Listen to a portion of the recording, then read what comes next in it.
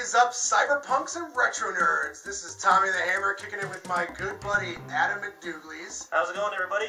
And we have somewhat of a special review tonight. This Monday is Memorial Day, and Adam proposed that we do a movie review in that theme. Adam, what do you got in store for us tonight?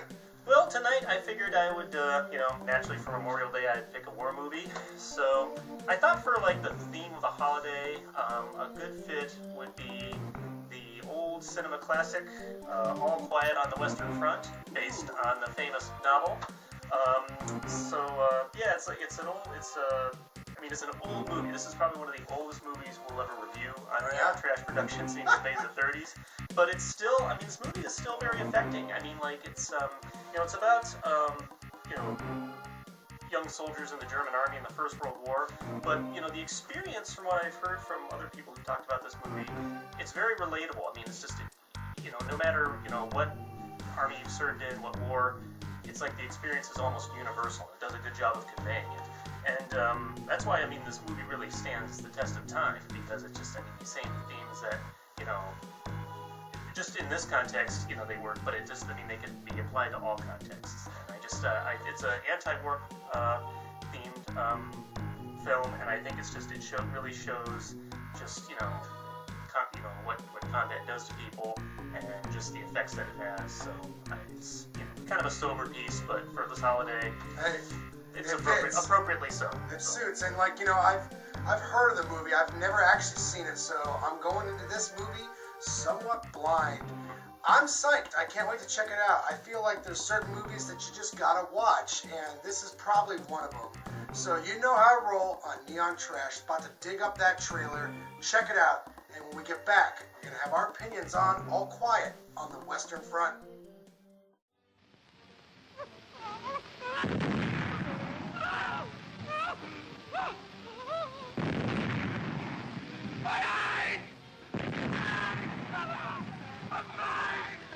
This is the immortal screen achievement, which has become more dramatic, more vital with every passing year.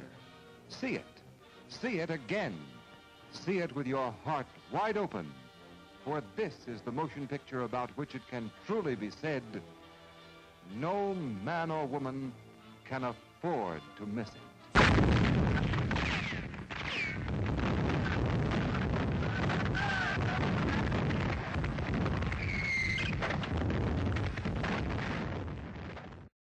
Straight away, at least for me, one thing I noticed about the movie All Quiet on the Western Front is its visual sense. The movie, for the time period that it came out, is kind of a technical wonder. Oh yeah, the cinematography is great. Considering what they had to work with back then, and just, they must have had to find some way to make the camera travel like they did. Just the shots are amazing. Right. It was obviously a track camera during certain sequences, and just the set designs, the extras on screen, the costumes, the layering that the cinematographer employed in just about every single scene was breathtaking. So I feel like that is definitely this movie's strong suit. The narrative is also very good as well. Oh, yeah. The overall story itself is captivating in its, basic human, elements, you know what I mean? So, there's, certain parts to this movie where you find the characters to be immensely relatable, and despite this movie was made decades ago, I found myself becoming, kind of emotionally tethered to these characters. It connects you to them. That's what I love about the timeless quality of this film. Despite how old it is, it still strikes that chord with you, because it does do such a good job of just focusing in on these characters and, just going on this journey with them. And, and you start at the very beginning for a lot of them. They're just, they're kids in high school, and, their teachers just pumping them up on all this patriotic stuff about going out and serving their country, and they're thinking that it's going to be some, big adventure. And then they finally get out there, and they find that it's, it's anything but. Yeah. It's just, it's It's hard, it's ugly, it's gritty, and gradually they all kind of, essentially throughout the course of the film, just get kind of picked off one by one. Yeah. And at the same time, though, there's like, they form like a sense of camaraderie based on what they go through. And there's a very effective sequence towards the end of the movie where the main character sort of gets injured and then he's on leave and he goes back home.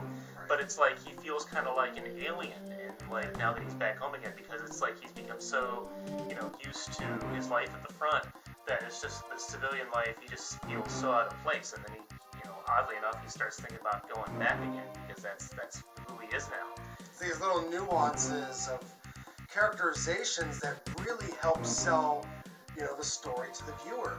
If it wasn't for these moments, I think it would be a lesser movie. But this is based off of a prolific novel, right? I mean, this is the movie adaptation, and it's a long one. I mean, it's a little bit over 2 hours.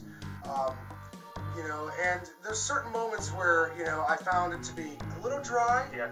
Some of it's a little long-winded, and I guess I blame that more on just maybe the time period. Maybe they felt they needed to just kind of go off on exposition a little bit more than maybe they needed to. Right. So I guess it's one of the aspects. I mean, a film this old can't help but show its age sometimes, and this is one of the ways in which it does.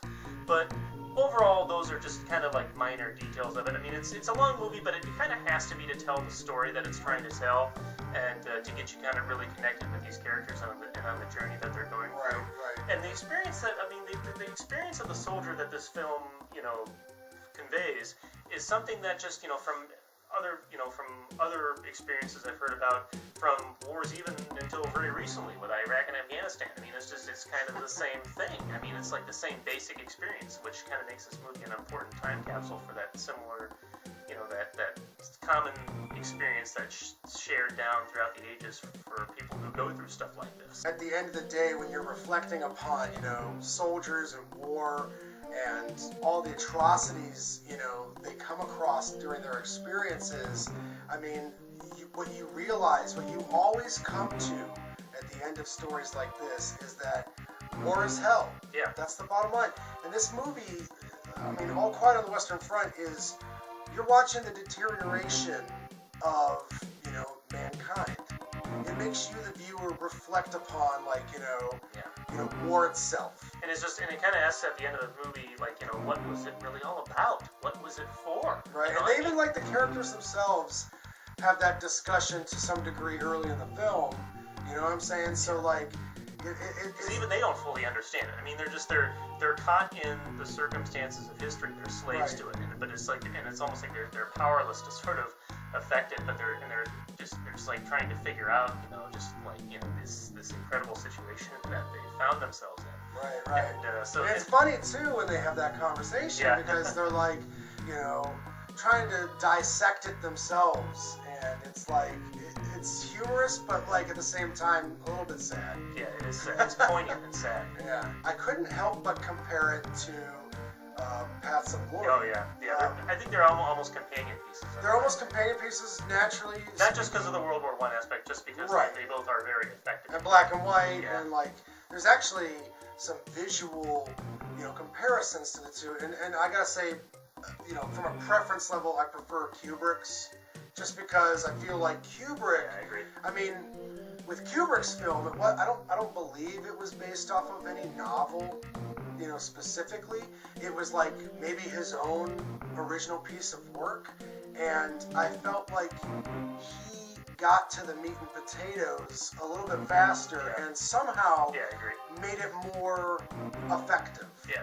This has I the love same. Paths of Glory. That's one of my all-time favorite movies. It's really good. It's brilliant. It's brilliant. This is really good also, but this one, you take a sip of it, you swish it around your mouth, you chew it for a while, and that's what this movie's really all about, is spending time with these characters, spending time with the story. Yeah, because then when they do get killed, it affects you all that more because you have got to know them, and it carries weight because it's just, you feel that loss. Right, absolutely. I mean, even if, leaving aside, the meaning of the film, it just is a film in and of itself from just purely, film student perspective. You can appreciate everything, the music, the actors, the cinematography, just about everything on display here really knocks it out of the park. But like I said, you know, I couldn't help but compare it to Stanley Kubrick's Paths of Glory. You know what I'm saying? And you know, we got to give it a star count. So personally speaking, All Quiet on the Western Front for me is a solid 7 out of 10. Oh yeah. I guess I'll take it one step further. I guess I'll go with probably like an 8 out of 10. Okay. Just because of how effective this movie is at conveying its message, and in terms of just the battle sequences are amazingly shot, and just you know the compelling performances of the characters in it, and just how and just you know the overall message of the film is just it's great. Films like this are made great by the fact that they're timeless. And you know, I mean, you know, as I was elaborating on earlier, you know, the common experience of what a soldier goes through.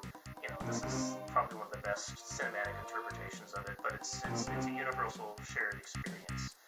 But ultimately, it's also an anti-war classic in the sense that it just really gets down to war for what it is. I mean, there's a scene where the main character goes back to his old classroom, to his old teacher, who got him all pumped up on patriotism in the first place to go out and serve. Now he's schooling this new generation of kids to go out there, and basically the main character in so many words just says, "Hey, listen, it's not what you think it is," and this teacher who's trying to tell you this stuff is completely full of shit. Definitely check it out. All Quiet on the Western Front. Excellent film. I hope we've been informative to you guys. Until the next time, have a great Memorial Day weekend. We'll be seeing you.